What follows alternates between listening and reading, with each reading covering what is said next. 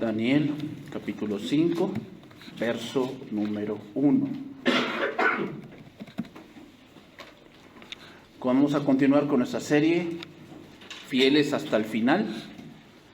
Este es el tema número 23. Tema número 23 de esta serie.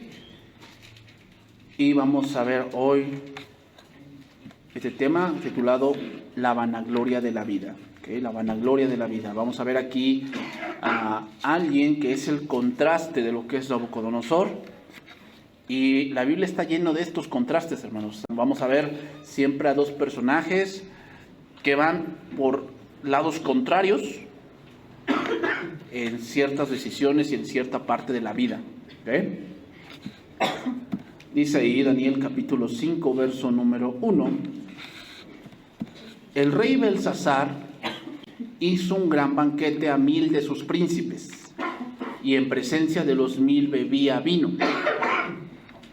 Belsasar, con el gusto del vino, mandó que trajesen los vasos de oro y de plata que Nabucodonosor su padre había traído del templo de Nabucodonosor de Jerusalén, para que bebiesen en ellos el rey y sus grandes, sus mujeres y sus concubinas.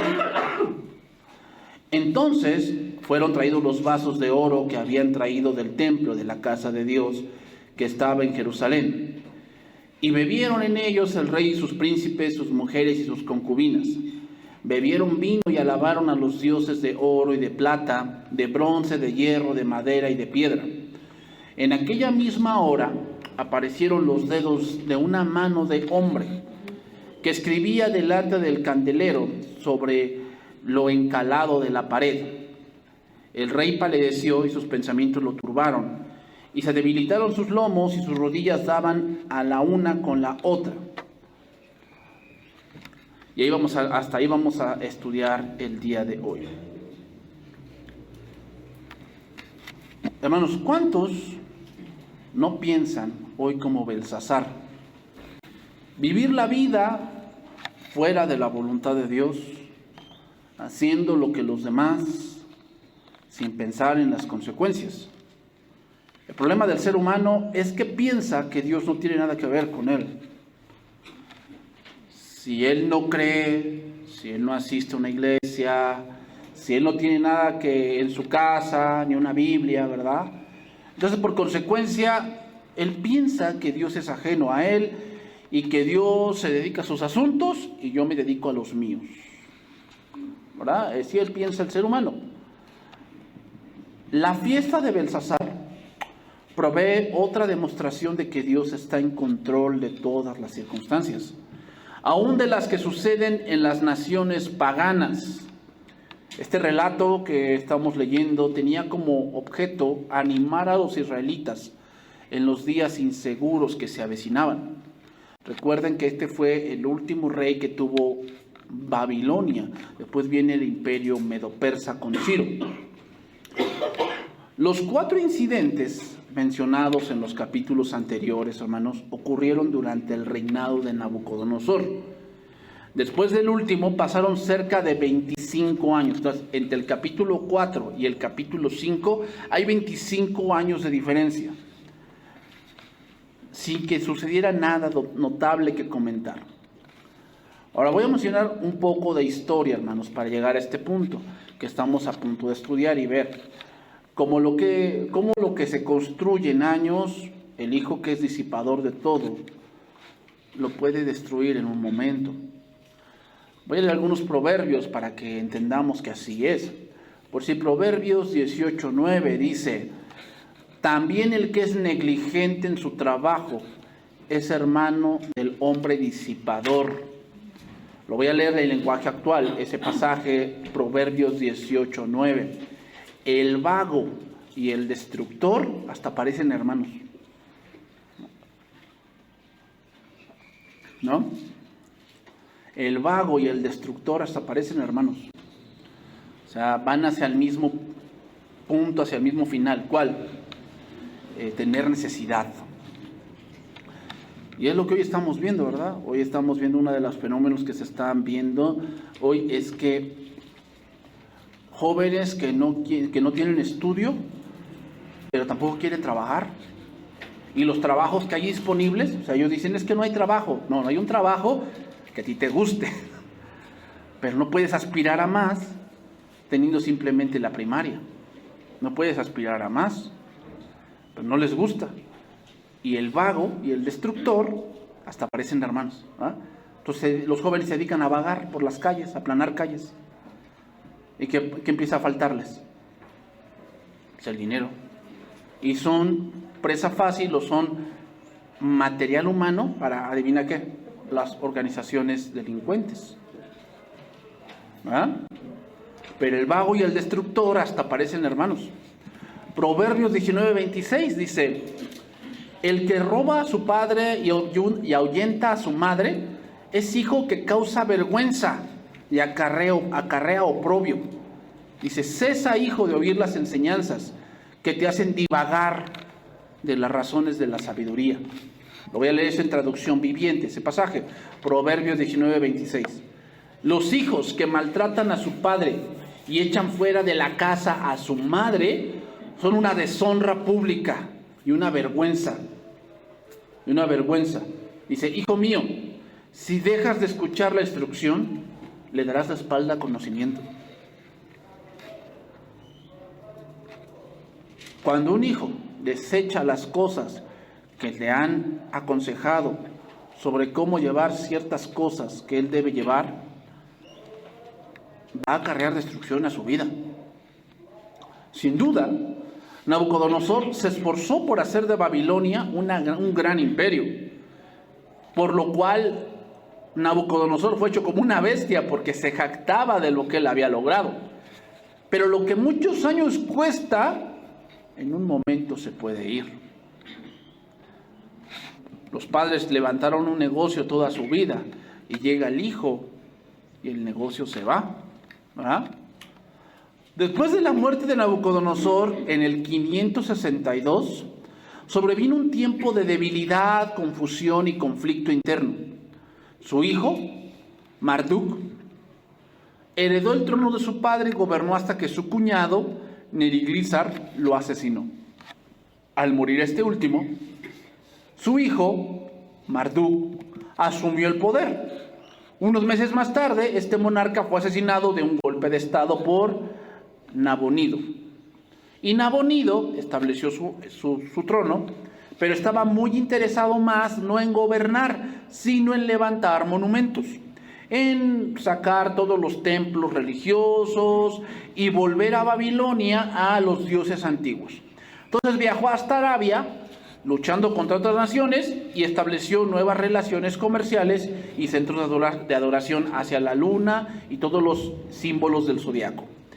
Entonces, como no estaba tan interesado en gobernar, Nabonido dejó a su hijo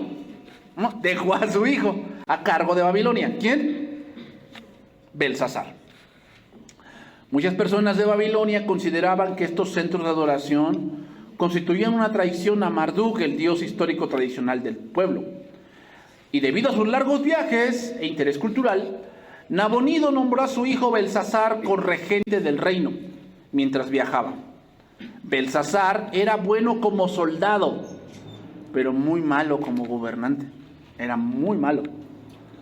No supo ganarse el apoyo del pueblo, mismo que se encontraba resentido contra él. Trató de reparar los daños ocasionados por los cambios hechos por su padre, pero ya era demasiado tarde. Y entonces Belsasar era muy dado al vino. ¿Ah? Y fue un hombre al que el trono se le fue quitado. Entonces, por eso dice la palabra también, y Proverbios nos nombra mucho sobre los hijos, ¿no? El hijo consentido avergonzará a su madre. El hijo que sin dudar vuelve la espalda, sin duda no quedará sin castigo. O sea, los hijos pueden ser o la continuidad de lo que tú has cimentado con tu familia, o puede ser el final de lo que tú crees que va a ser tu familia. Puede ser el final o puede ser la robustez de eso. Todo va a depender de cómo tú lleves tu casa. Todo va a depender de eso, hermanos. Entonces, en Daniel capítulo 5 vamos a empezar a analizar ese pasaje. Dice ahí, el rey Belsasar hizo un gran banquete a 1000 de sus príncipes, y en presencia de los 1000, ¿qué decía? Bebía vino. Belsasar solo se le ve en este capítulo 5, y se le ve como alguien esclavo de los placeres y del vino. Vemos en estos primeros versículos que el vino era algo muy importante dentro de las fiestas paganas. El vino era el elemento dominante. Así como hoy en día, ¿no? Que muchos dicen que no es fiesta si no hay alcohol.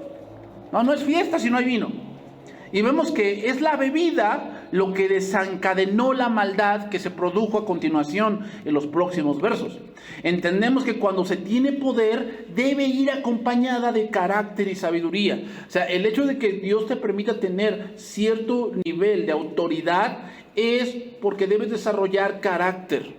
Tú debes de preocuparte porque tus hijos desarrollen carácter. ¿Cómo es desarrollar carácter? ¿Que sean muy enojones? No, que sepan pensar. La obligación de ti como padre es ayudarlos a pensar. Que a veces tus hijos se van a enfrentar a problemas y no quiere decir que los dejes solos, pero a veces tienes que dejar que ellos resuelvan porque tienen que aprender a pensar. No siempre vas a estar tú para resolver todo. ¿Y se van a equivocar? Sí, se van a equivocar, pero es parte del aprendizaje, es parte. Aquí también, como creyentes, y como yo se los he dicho, el instituto no es para que me demuestres que sacas puro 10. Ese no es el punto. El punto del instituto es que tú aprendas a pensar. Tú aprendas a pensar. ¿Ok? Entonces, tener autoridad implica tener carácter. Hay que tener carácter. Hay que saber enfrentar las cosas. Sin sabiduría, hermanos, te va a llevar a hacer locuras como las que estamos leyendo. Cuando alguien es esposo o padre de familia, debe desarrollar carácter, hermanos. Se ha dicho que el matrimonio es la escuela del carácter. El matrimonio es la escuela del carácter. Tienes que desarrollar carácter. Tú eres la cabeza, hombre. Bueno, ¿y qué hace la cabeza? Toma decisiones. Toma decisiones. Y lastimosamente el hombre a veces no le gusta tomar decisiones. ¿Por qué? Porque no, pues es que mi señora se va a enojar. Pues sí, hay cosas que vas a tener que decidir, que tu esposa se va a enojar porque no le parece. Pero así tienen que ser las cosas. No sabemos cuánto duró este banquete, pero en Oriente los banquetes a menudo se extendían durante muchos días. Entre los judíos, 7 días era el tiempo usual. 7 días. De hecho, cuando se casaba alguien, 7 días. Y a veces, 14. 14 días. Fue una gran fiesta. El rey se divirtió con sus gobernantes, príncipes, sus señores, los valientes de Babilonia, con sus mujeres, concubinas, bebiendo, alborotando, alabando a los dioses de oro, de plata, de hierro, de bronce, de madera. Típico lo que el mundo hace. Hoy tantos piensan que vivir la vida es agotar los recursos, vivir en la perdición, vivir pensando que el alcohol traerá la madurez y traerá algo que los demás no tienen. Así piensan hoy los jóvenes, ¿verdad? Piensan que tener un cigarro en la mano es símbolo de madurez. Que tener una cerveza en la mano y llevarla al exceso es símbolo de madurez, que ya soy hombre. Pero no.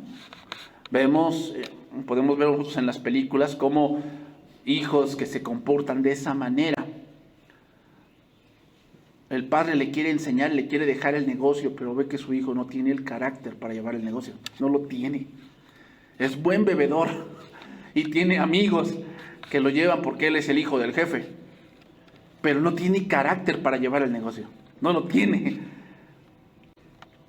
Entonces sigue diciendo versículo 2. Belsasar, con el gusto del vino, o sea, ya ha entrado en copas, mandó que trajesen los vasos de oro y de plata que Nabucodonosor, su padre, había traído del templo de Jerusalén, para que bebiesen en ellos el rey y sus grandes, sus mujeres y sus concubinas. La pregunta que surge aquí es, ¿por qué se le ocurrió eso? ¿Por qué se le ocurrió? ¿Por qué precisamente en ese momento se le ocurrió traer los vasos? Porque, hermanos, con el alcohol se hacen locuras. Con el alcohol te vas a atrever a cosas que con tu juicio cabal no te atreverías.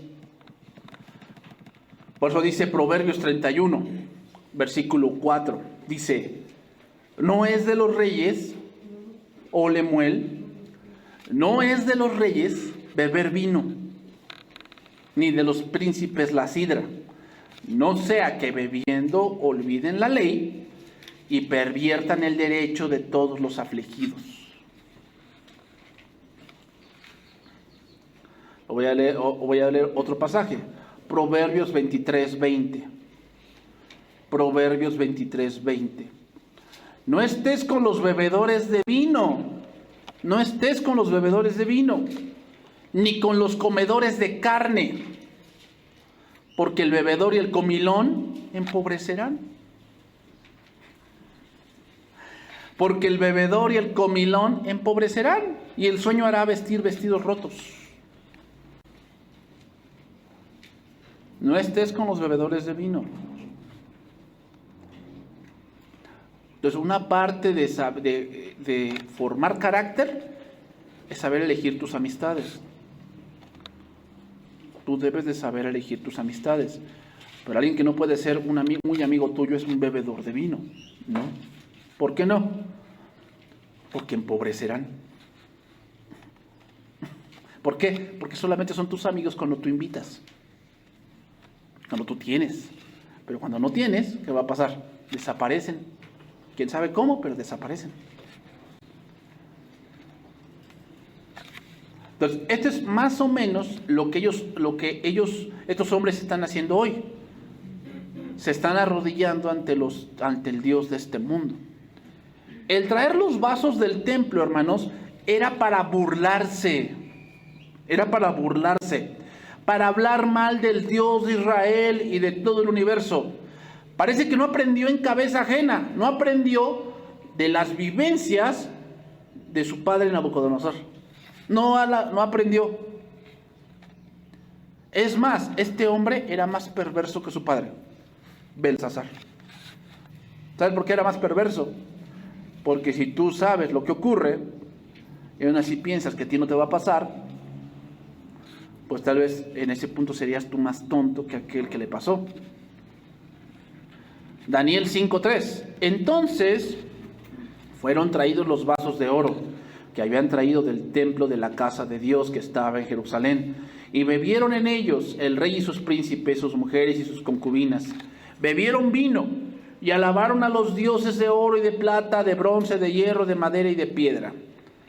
Como en los días de Noé, ¿verdad? Comían, bebían, se daban a la juerga, a los excesos, ignorando al dador de todo y pensando que ellos son el centro del universo, pensando que es por ellos que las cosas suceden.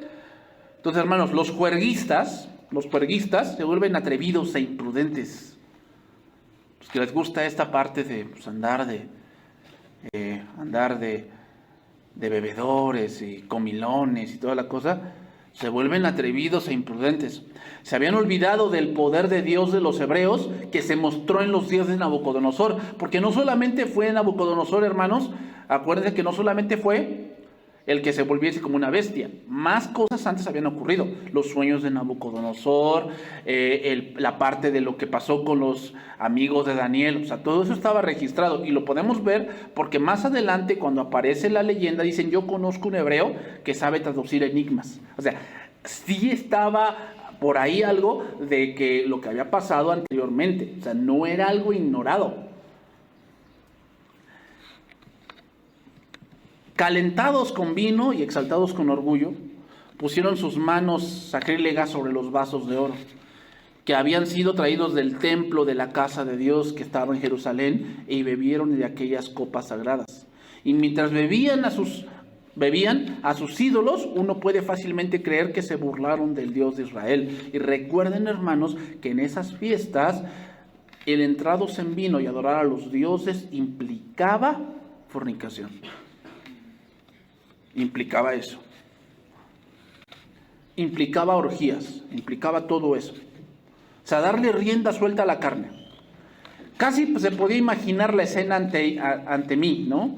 Y puede imaginar que los escuchó blasfemar su santo nombre. Se regocijaron y estaban en medio de su bulliciosa juerga, pensando que nada pasaría. Vamos a ver un pasaje sobre esto. Jeremías capítulo 10. Esa es la vanagloria de la vida, hermanos. ¿Cuál? Pensar que la vida se debe vivir a excesos. Y en esos excesos va de por medio que te burles de Dios. Yo le decía, apenas yo escuché a un hombre que decía, bueno, yo vivo mi vida así porque lo bueno que ofender a Dios es como ofender a Spider-Man. O sea, siento que Dios no existe, ¿no? O sea, una gente que lleva su vida a excesos va a empezar a pensar de esa manera. Yo, gran decepción, se va a topar con pared, ¿no? Como le dijo Dios a Pablo, Saulo, Saulo, ¿por qué me persigues? Dura cosa te es dar cosas contra el aguijón, ¿no? Esa frase significa, estás luchando contra algo que es más grande que tú. Es como si tú fueras hacia la pared de cabeza. Y lo único que se va a hacer daño eres tú. O sea, Pablo, me estás persiguiendo, pero al final, quien va a encontrarse con su muerte eres tú. Entonces, ¿qué dijo Saulo? ¿Quién eres, Señor? ¿No? Vamos a ver este pasaje, Jeremías 10:1. Oíd la palabra de Jehová, que Jehová ha hablado entre vosotros, oh casa de Israel. Así dijo Jehová, no aprendáis el camino de las naciones, ni de las señales del cielo tengáis temor, aunque las naciones las teman. Ay, ¿verdad, hija? Esto no. Ya se dio evidencia que el sector 51 esconden algo. Esconden algo. Estados Unidos algo está haciendo. Allí en el Popo. No teman las señales del cielo. Es que se están oyendo trompetas, pastor. ¿Se han visto esos videos donde escuchan trompetas? Oh, las trompetas del Apocalipsis. No tengan miedo a las señales del cielo. No sean como las naciones. No sean como las naciones. Porque las costumbres de los pueblos son vanidad. Porque el leño del bosque cortaron, obra de manos de artífice con buril. Con plata y oro lo adornan. Con clavos y martillos lo afirman para que no se mueva. ¿De qué está hablando? Pues de los ídolos que allá andan ahí puestos. Ay, los tienen que con un clavito. Ponen un clavito para que no se caiga. Derechos están como palmera y no hablan. Son llevados porque no pueden andar. No tengáis temor de ellos, porque ni pueden hacer mal, ni para hacer bien tienen poder.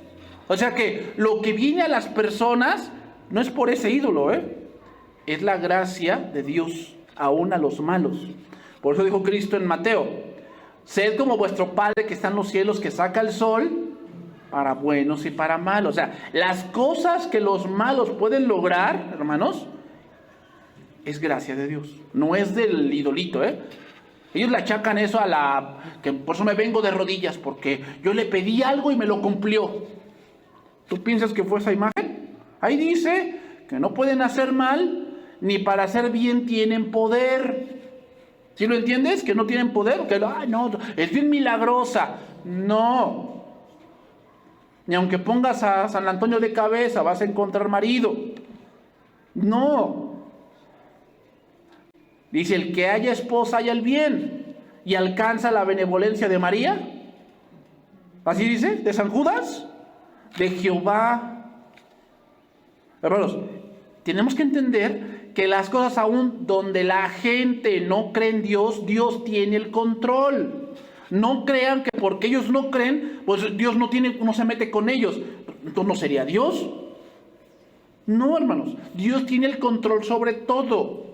Y ellos creen en sus dioses falsos de piedra, de madera, de oro, de plata. Entonces, ¿por qué tienen para comer y tienen para esos comelitones, ¿no? Del carnaval, y sacan arroceras y sacan, ¿cómo se llama? Esos ollas de mole. ¿De dónde sacan ese dinero? Es la gracia de Dios, esperando que al ver todo eso, que ellos tienen su sustento, ellos vuelvan su mirada a Dios. Eso dice Romanos 2.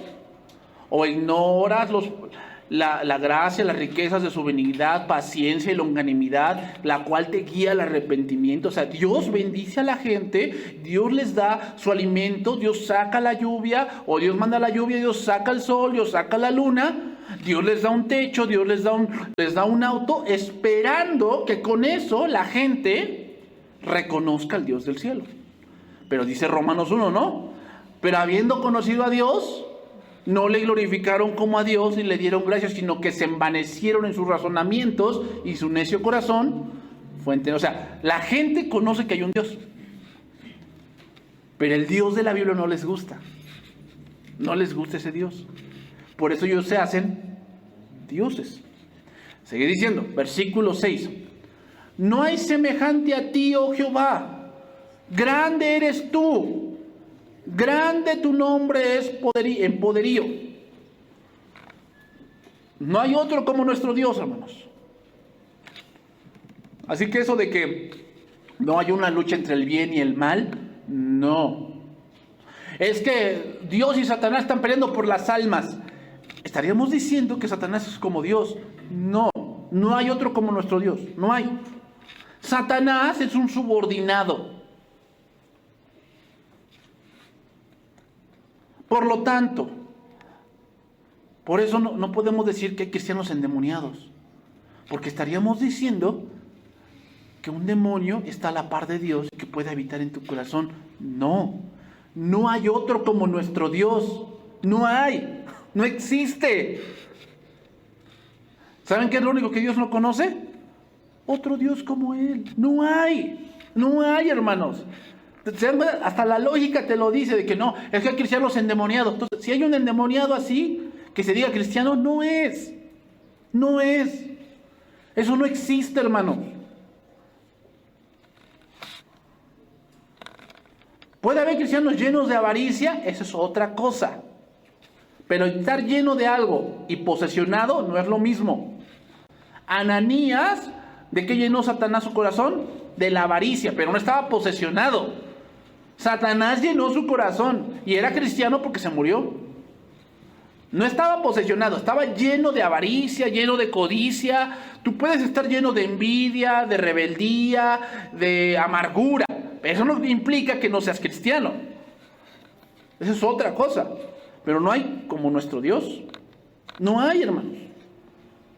¿Quién no te temerá? Dice ahí, oh Rey de las naciones. Porque a ti es debido el temor. Porque entre los sabios de las naciones y en todos sus reinos no hay semejante a ti. Al traer Belsasar los vasos del templo, estaba comparando al Dios de Israel con sus dioses. Estaba no solamente comparando, disminuyendo, sobajando al Dios de Israel y poniendo por encima a sus dioses falsos. Eso es una gran blasfemia. Por eso la idolatría, hermanos, es muy grave. ¿Por qué? Porque es una falta de respeto al único Dios que existe. Esos dioses los llaman dioses ellos, pero son dioses falsos. No existen, hermanos. El único Dios que existe es nuestro Dios. Versículo 8. Todos se infatuarán y entontecerán. Enseñanzas de vanidades es el leño.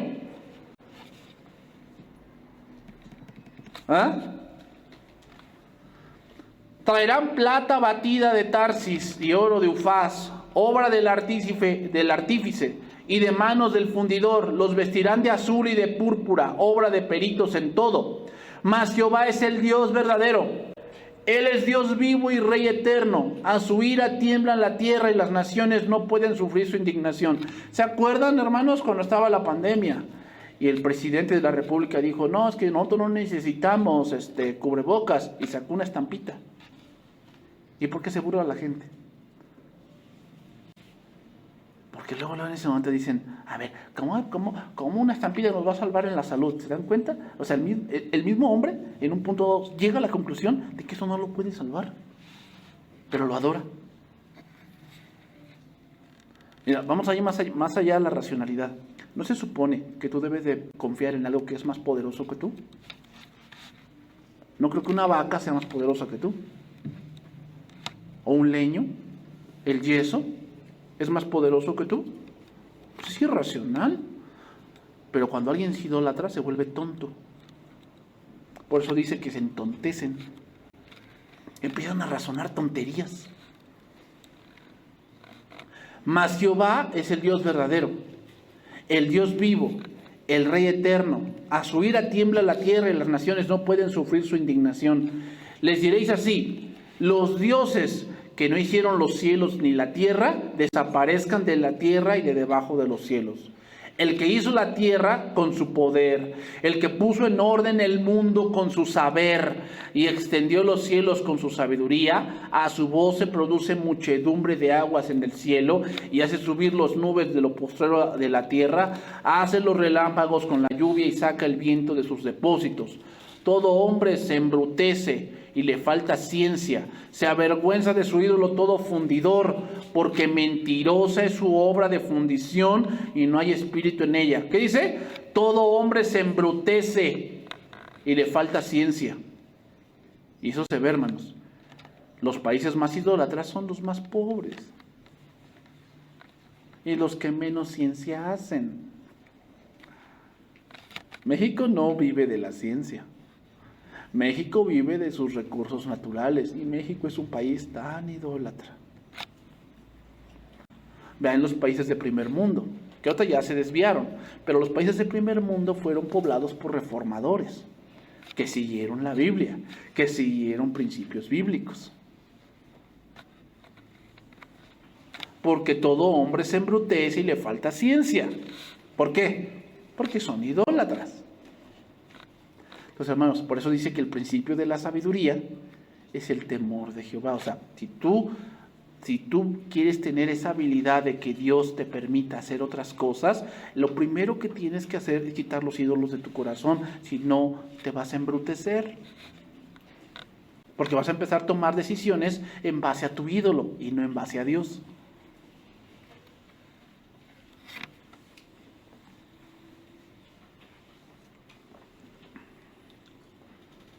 Entonces, hermanos, eso fue lo que le pasó a Belsasar.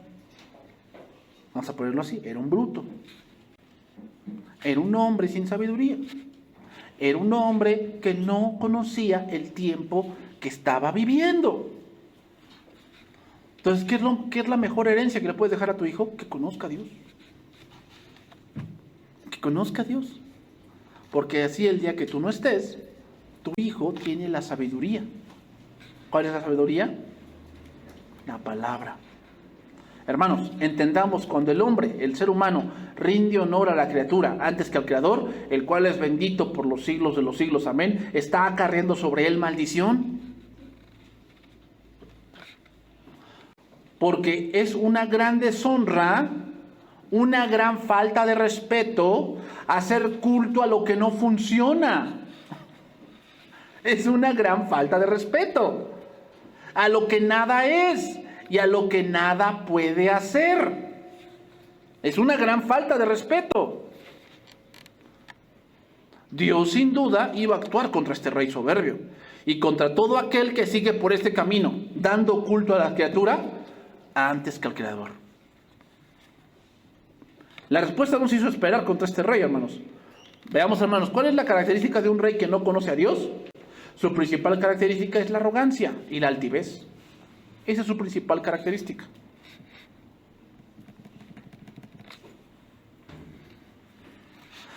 Capítulo 5, versículo 5 de Daniel. Capítulo 5, versículo 5. Seguimos ahí.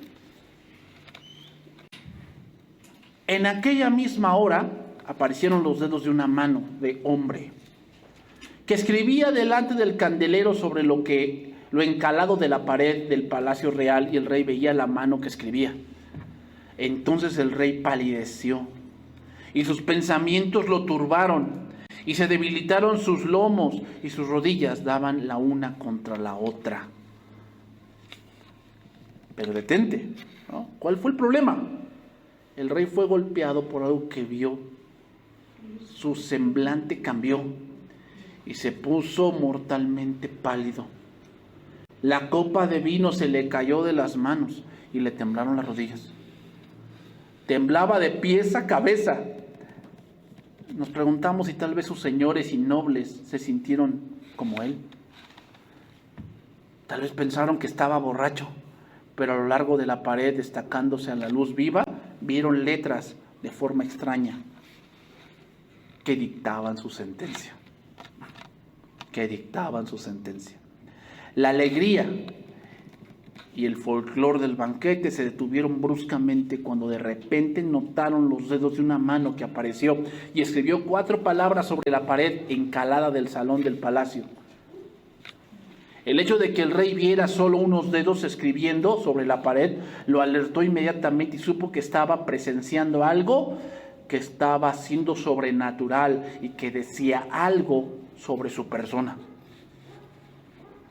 Podemos imaginar cómo el rostro del monarca, que un momento antes estaba enrojecido por el vino, palideció al instante, y no se diga nada de la cara de los invitados, que con sus risas burlonas por las bromas obscenas, pasaron a ser reemplazadas por rostros que estaban distorsionados por el terror. Uno se puede imaginar la escena, ¿no? Como el ruido discordante que había en el enorme salón de banquetes fue seguido por un silencio prolongado y sepulcral. Los dedos desaparecieron y ahora solo quedaba el escrito en la pared. Eclesiastés capítulo 3, versículo 16.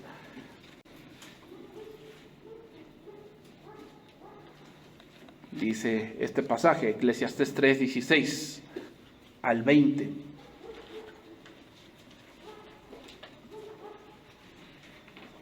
Y así pasa, hermanos.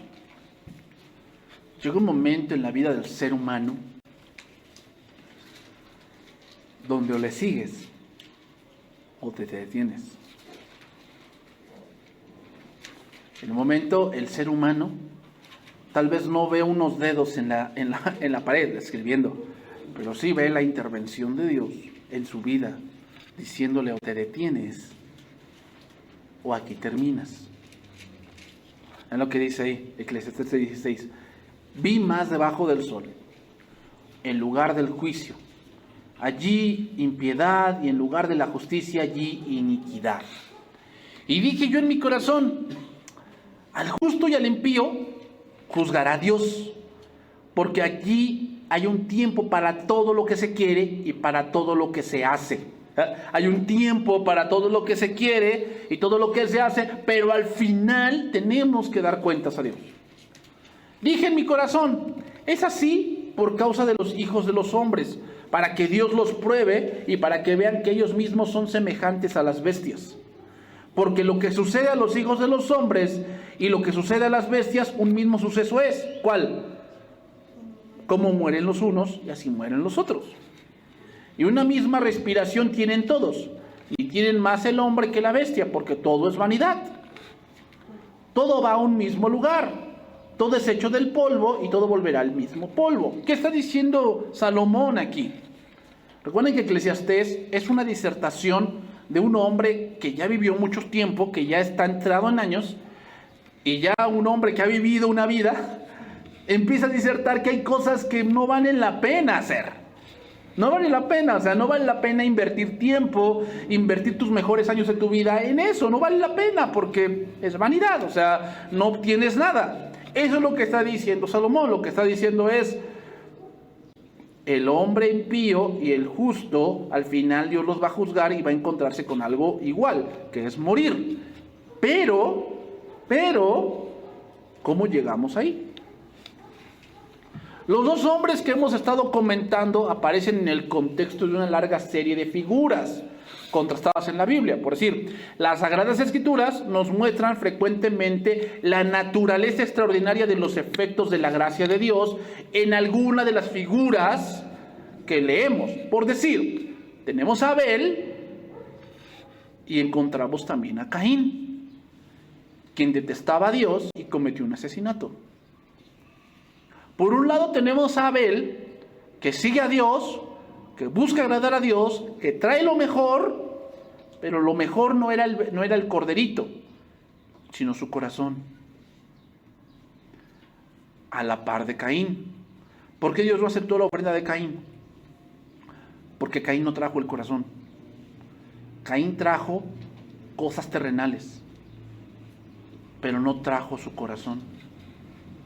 Por lo tanto, Dios no lo aceptó. Tenemos otro ejemplo. Jacob, que tras sus largas luchas, finalmente se rindió a Dios.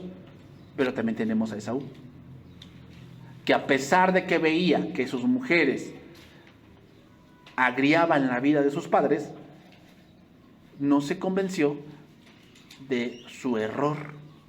A pesar de que él menospreció su primogenitura, no se dio cuenta que ese menosprecio le traía una consecuencia. ¿Cuál? No obtener la bendición del Padre.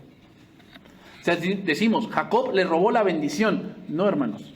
O sea, sí, en el hecho así pasó. Pero recuerden que Esaú, dice la palabra, menospreció la bendición y después la buscó y no la encontró, aunque la procuró con lágrimas. Hermanos, no desprecies lo que Dios te da. Tú piensas tal vez que lo que Dios te da es poco, pero no menosprecies eso, porque después lo vas a querer y ya no va a volver. Tenemos otro ejemplo. David por un lado y tenemos a Saúl por el otro. ¿Se dan cuenta cómo es la Biblia? Contrastes así. David por un lado, que también tuvo que pasar la misma prueba que Saúl, pero ¿cuál fue la diferencia? Que cuando David pecó, reconoció. Cuando Saúl pecó, se justificó. Cuando David se burlaban de él, tirándole piedras y diciéndole fuera, fuera, asesino, él se guardó, porque sabía que era Dios quien permitía esto. Pero cuando Saúl se enteró que sacerdotes ayudaron a David con una espada y con los panes, fue y los mató. Esa es la gran diferencia, hermanos. Otro contraste. Tenemos a 11 discípulos fieles y uno que era diablo, Judas. Y tenemos a Nabucodonosor y a Belsasar. Casos opuestos. Lo que es absoluta y básicamente determinante es la diferencia entre hombres como Nabucodonosor y Belsasar, Jacob y Esaú, entre aquel que Dios representa un amigo misericordioso que le salva y aquel al que Dios parece ser predominante, el juez inexorable que le condena. Podemos ver, hermanos, que cada hombre tomó decisiones personales y reales antes de que los propósitos de Dios se desplegaran. La absoluta justicia de la gracia soberana se nos muestra al permitirnos ver que cada uno de ellos recibió la respuesta que merecía. Hermanos, Dios va a dejar que tú decidas con respecto a cosas de tu vida, no sobre la salvación, sino cosas que tú quieres para tu vida. El propósito de Dios tú no lo vas a estorbar, tú vas a llegar ahí. Como le digo, tenemos contrastes. David tomó decisiones con respecto a la vida de Saúl. Y Saúl tomó decisiones con respecto a la vida de David. Saúl estaba resuelto a matar a David. Y cuando David tenía la oportunidad de matar a Saúl, ¿qué decisión tomó? No hacerlo. Hermanos, Dios va a dejar que tú tomes decisiones. ¿Ok? ¿Dios sabe el resultado? Pues sí, Él es Dios. Es obvio que lo sabe. Tú no. Entonces, si yo me equivoco, ¿por qué deja que las tome? ¿Por qué no me estorba? Te estorba. ¿Cómo? Circunstancias, las predicaciones, su palabra, te estorba. Pero a veces somos obstinados.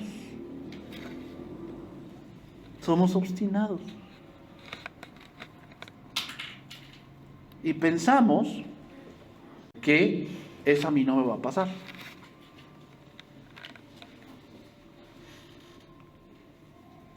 Eso es el contraste que vemos entre Nabucodonosor y Belsasar, hermanos. Nabucodonosor también tomó sus decisiones, pero al final tuvo que reconocer. Belsasar, a pesar de que viola el dedo de Dios, vamos a ver que no se humilló.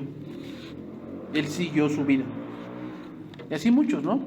Han pasado por momentos críticos, momentos difíciles, y aún así ellos piensan que es obra de la casualidad. Entonces, cada hombre toma decisiones. Y Belsasar tomó la decisión de traer vasos y burlarse de Dios. Sufrió las consecuencias. Entonces, vámonos por la parte final. Primera carta de Juan, capítulo 2, verso 7. Y vámonos por la parte final porque ya se me acabó el tiempo.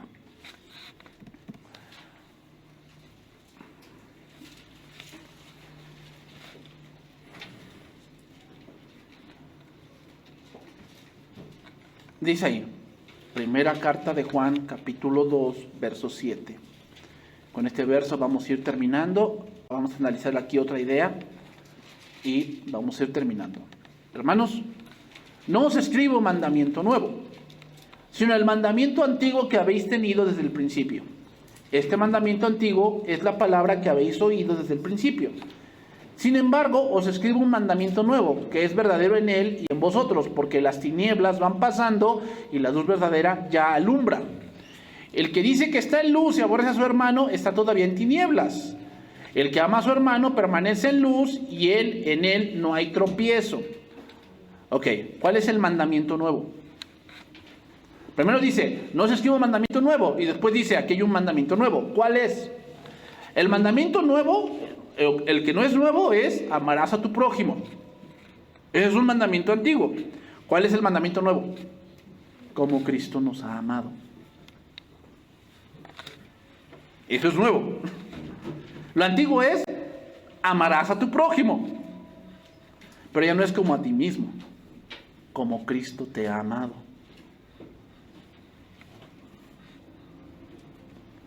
Por eso dice, el que dice que está en luz y aborrece a su hermano, está todavía en tinieblas. ¿Qué quiere decir, hermanos? Que amar a mi prójimo es que nunca tengamos problemas. Eso no es verdad.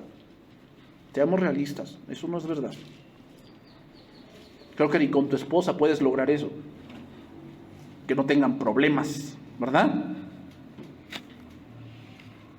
Y el que diga que no, pues sí, no, está mintiendo, no es cierto. Pero ¿qué pasa? Aunque se enojan, pero no buscas su malo, ¿sí? Porque la amas, sí, nos enojamos. Y enojarse no es un pecado, sino lo que haces con eso. No se ponga el sol sobre tu enojo, o sea, no te ciegues. No te ciegues, ni des lugar al diablo. ¿No? No, ahora para qué me voy a desquitar. Ya sé cómo se enoja ella. Si la amas, pues no vas a buscar el mal contra ella, ni tú vas a buscar el mal contra él. Si tú dices que amas a Dios, tú no buscas el mal de la iglesia. Porque si tú buscas el mal de la iglesia, destruirla, dividirla, tú no amas a Dios, tú andas en tinieblas. Tú dirás que eres muy hijo de Dios, pero no es cierto. Si tú buscas el mal de la iglesia, tú eres hijo del diablo. Porque el diablo mata y destruye. Tú te puedes enojar, sí, está bien. Hay cosas que no te parecen, está bien. Pero jamás eso va a hacer que tú busques el mal de la iglesia. Porque yo no creo que cuando tú te enojes con tu hijo, buscas el mal de tu hijo. No creo. Te enojas, sí. Pero hasta ahí.